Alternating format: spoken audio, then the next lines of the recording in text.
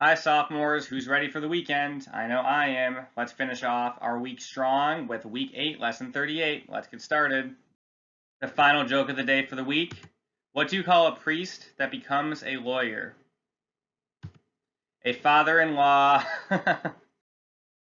So for day 5 of week 8, the video you should be watching right now is called ELA G10 W8L38. Obviously, we're going to be reading the same text that we've been reading all week. And today you are going to work on supporting or refuting an author's claim in writing. When you get down to lesson 38, make sure you read the box that describes the materials so you can get everything you need for today. The learning target for today is I can apply my knowledge of the central message of the text to make connections across text and cultures. So we're really going to be focusing on the central message of the text today. Let's quickly discuss the read, think, talk, write protocol for today. For the read section, you're going to reread paragraph 29 of the text. There may be a typo in the lesson plan. It may say paragraphs 8 and 9, but we're going to ask you to focus on paragraph 29 of the text. And you're going to pay attention to the way the author describes the inner thoughts of Jinbai. So really pay attention to the inner thoughts of our poor man, our main character, Jinbai. For the think section, there are many unfamiliar cultural references in the text. While they exist and may be difficult to understand and visualize, the author's message is universal and can apply to all cultures. How is Jinbai's struggle to make something out of nothing relevant today? So yes, there's many aspects of this text that are cultural and specific to that, that time period and that culture. But this idea that our main character is struggling to make something out of nothing is not unique to one culture, and it's relevant today. So you really just got to think about how is that message relevant to today in today's society with our own culture. For the talk section today, you're going to talk with someone about the following questions. After speaking with the wealthy man, how does Jinbai make something out of nothing? What lesson can we learn from his actions? So we're going to go back to that central message, making something out of nothing. And you really got to think about how does Jinbai specifically make something out of nothing after speaking with the wealthy man, and then talk about like the lesson that we can learn from his actions. For the writing section, you're going to write your response on the note catcher to this question. The end of the story concludes with the golden rule for men is to save in youth and spend in old age. There may be a typo on your lesson, but it's supposed to say for men is to save in youth and spend in old age. It is impossible to take your money to heaven, and it's essential to have it on earth. Could lessons such as the ones in the story help to cure poverty? Explain your answer by citing relevant and specific information from the text in your answer. So this is a tough question, but from your perspective, do you believe in this golden rule that's being discussed in this text? Not the typical golden rule that we maybe have heard of, but the golden rule in this text. For men to be wealthy, you have to save in youth and spend in old age, because it is impossible to take your money to heaven, and it's essential to have it on earth. So do you feel like that can cure poverty? This idea that you should save while you're young and spend when you're old and not have any money left over when you go to heaven. Would that mindset help to cure poverty if more people believed in that? And use evidence from the text to back up your claim, back up your response. And just a reminder that there's a spot for this on the note catcher, so make sure you write all your answers on the note catcher. And then finally, you're going to close out with first sharing your writing with someone, and then you're going to read a book for 20 minutes and document your reading in the reading log. So the quick model today is going to be around the author's claim and the golden rule. So before we dig into the model, I wanted to make sure everyone was clear on what specific parts of the lesson plan refer to the author's claim and the golden rule, so we're all on the same page. I'm going to quickly go over that again. In the read section, it asks you to reread specifically paragraph 29 of the text, and you have to really pay attention to how the author describes the inner thoughts of Jinbai. It's really important. For the talk section, this is when you're going to speak with someone about these questions. After speaking with the wealthy man, how does Jinbai make something out of nothing? What lesson can we learn from his actions? And then for the writing section, that's when you're going to actually write a response to the question about the golden rule. Do you feel like that can actually cure poverty? And if you forgot about what the golden rule is in the text, just read it here. Feel free to go back to the text and read it again. But don't forget to use textual evidence when you are responding. It's very, very important. And I have an arrow here because the talk section is really where we're going to focus today during our model. We're going to really look back in the text to figure out, how did Jinbai make something out of nothing? And then what lesson can we learn from his actions? I'll sort of share some of my reflections and what lessons I think we can learn from his actions. So there are two major questions in the talk section. The first one is, how does Jinbai make something out of nothing? And that's what we're going to focus on first. I'm going to read paragraph 30 with you, even though 29 is here. I'm just going to quickly summarize 29. And after I read 30, I'll sort of have some notes in the margins that I'll talk through with you. And these notes are really just major pullouts I have from this paragraph that help us answer this question, how does Jinbai make something out of nothing?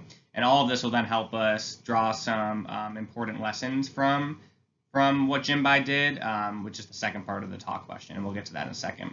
So let's start reading paragraph 30, and then after I finish reading, I'll go over some annotations that I made with you. First, though, before I read paragraph 30, paragraph 29 is really just when Jinbai realizes he has to try a trade. He has to take his luck at a trade. That's how people tend to make a stable income. So paragraph 30. He was still looking about him and racking his brains when, back from the day's work at the various daimyo mansions, walking in their separate groups, now 200, now 300 strong, came a procession of carpenters and roof thatchers, chattering loudly and discordantly, sidelocks falling over ears, heads comically disheveled, kimonos dirty at the collar, waistbands tied outside their coats, sleeves sprayed at the cuff. Some brandished 2-yard measures as walking sticks. Most walked with hands in pockets and shoulders hunched. He needed no signboard to tell him their employment. Behind them they had apprentice boys to carry shavings and wood ends, but if precious scraps of cypress were dropped and wasted, no one bothered. It must indeed be the castle town of Castletown, he thought, where even workmen are as liberal as daimyo. Keeping his eyes about him and picking up the dropped pieces one by one, he followed along from the Suruga-cho crossroads to the Sujikai Bridge in Kanda, and in that distance collected as much as he could safely carry in one load across his shoulders. He sold the pieces just as they were, and made a clear profit of 250 zenai. It irked him to think that he had overlooked till now opportunities which lay at his very feet, and every day thereafter, waiting impatiently for nightfall, he kept a lookout for the homeward-bound carpenters, and picked up whatever they left in their wake. His catch was never less than 5 full loads. On days when it was too wet to do anything else, he carved the wood scraps into chopsticks, and then sold them wholesale to the grocery stores in Suda-chow and Setomono-chow. He became famous along Kamakura Bank as Chopstick Jinbai, and gradually acquired a considerable fortune. Later, when the scraps in which he dealt had grown to trees, he bought a large mansion in the timber merchant's block, where he employed more than 30 clerks alone, and he bought up forest land no less extensive than the holdings of Kawamura, Kashiwagi, or Fushimiya. Next, his ambition boundless as the ocean, his fortune sails set square to the winds of trade, he stocked his timber yard with tall ships, masts, and sold them all at prices merchants dream about. In a mere 40 years, he made 100,000 Rio. All this was the result of taking millionaire pills in his younger days. Okay, that was a lot of details to describe, a good amount of his life and what he did to make, something out of nothing. So let's talk about this. What did he do? So he started off collecting scraps of wood ends and cypress that were dropped by the apprentice boys of carpenters and roof thatchers, and then selling them for profit. So he literally just would go to the same place every night and watch as these carpenters and their apprentices who followed behind them would walk home, and they would drop little scraps of wood ends and cypress that he would collect and sell for a profit. He didn't have to put down any money to get those. It wasn't like he was spending to hopefully make a profit. He was actually just making all the profit for himself because it was stuff that he found in the ground. He didn't have to pay for it. He never collected less than 5 full loads. So this just goes to show you that he was actually getting a lot of wood ends and cypress scraps from these people. He was collecting a lot each night. He was even innovative. So when it was too wet and he couldn't really sell the scrap wood ends and cypress for their original purpose, he would then just carve the wood scraps into chopsticks and sell them that way, and people would buy the chopsticks. He kept accumulating wealth until he had acquired a considerable fortune. So he kept doing this over and over again, the chopsticks, the selling of, the non-wet scrap wood ends and cypress, and he built up a considerable fortune. Again, there was no money he had to, put down to make this happen. It was all just profit because he was finding this on his own. He eventually bought a mansion and employed more than 30 clerks alone, which is impressive. Like, he bought a mansion because obviously he wanted to live in a bigger house and have a more luxurious lifestyle, but he employed 30 clerks alone. So he was sort of like making good on his money, using it for good, employing people, but also the fact that he needed 30 clerks in his mansion. That just goes to show like how big the mansion was and how big his business was becoming. He eventually bought and sold ships to merchants at prices they dreamt about. Yeah, so like he eventually got into the business of buying and selling ships, and he sold it to people at a price that was reasonable, which is why probably he was so successful, because people just kept wanting to buy it from him. And then in only 40 years, he made 100,000 Rio, which we don't know the exact equivalents. It's definitely more than even $100,000 is a lot, but I imagine this is more than 100,000 American dollars. But in only 40 years, he made that much just from starting off by collecting scraps of wood ends and cypress that the apprentice carpenters dropped, which is pretty crazy. Okay, so we have a few more paragraphs to read that will help us answer this question. How does Jim Bai make something out of nothing? Let's keep going with paragraph 31. Now that he was well past his 70th year, he judged that a little relaxation of the treatment would do no harm, and for the first time in his life, he changed into a complete outfit of Hida homespun silk, and even cultivated a taste for the marine delicacies of Shiba. On his way back from regular morning worship at the Nishi Honganji Temple in Tsukiji, he dropped in at theaters in Kobikicho, and in the evenings he played Go at home with groups of friends. While snow fell outside, he held social gatherings to mark the opening of the winter's first tea jars, and as soon as the early daffodils were in bloom, he set out tasteful flower arrangements in the impressionist manner.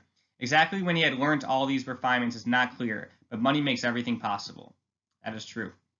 So some reflections from this paragraph.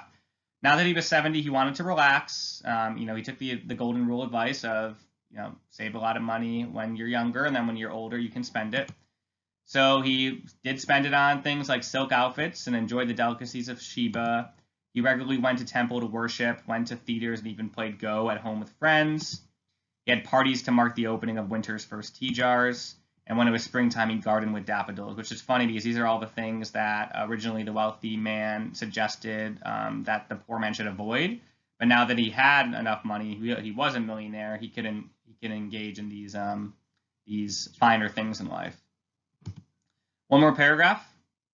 There are people who draw no distinction between the beginning and the end, and who remain close-fisted all their lives. But Jim Bai, who knew that even if he saved a Fujiyama of silver, his body was nevertheless destined to be smoke above Hashiba and dust on Musashi Plain, had wisely set aside a portion for his declining days, and with this he thoroughly enjoyed himself. When he reached 88, all he knew of his good fortune begged him to cut them lucky bamboo rice levels and to choose names for their newborn children. At last, weary of the ways of men, craving no further earthly honors, he died as a saint might die, in a spiritual state conducive to the immediate attainment of nirvana, and people felt all the more admiration and envy at the thought that he might fare no worse in the next world than in this. Okay, so just to reflect on this paragraph, I wrote, some people are close-fisted their whole life and are very conservative with their money. Some people don't spend or give or save, and it basically, they live their life and they may have a decent amount of money, but they're not really happy at the end because they can't just spend all they want because they're just like very stingy with their money. Jim Bai realized that he was destined for death like everyone else, so he wanted to save up when he needed to, spend as much as he could when he wanted to, and have enough money set aside for retirement. So he wasn't naive to the fact that he was going to die eventually, and so he did what he needed to do to live an enjoyable rest of his life. He had worked really hard for many years, and now that he had all that money, he wanted to spend it on things that made him happy. And obviously, other people found him to be, incredibly impressive with how much money he made. At 88, people who knew how rich he was were treating him as if he was God and could provide good luck. Like they were asking him to name their, babies after him, and all these things. They saw him as like this godlike figure. He died a saint. People envied him for many reasons, but especially because they thought that his life in the next world would be just as remarkable. That's supposed to say be, not me. So he died a saint. People loved him. They really respected him. They knew that he was going to fare well in the afterworld because of how great he did in life and how Not only did he make something out of nothing for himself, he also was kind to other people. So the second question of the talk section is, what lessons can we learn from his actions? And these are my personal reflections of what lessons I think we can learn from his actions. So you can feel free to use these or write your own, but I definitely encourage you to keep thinking about it and add more.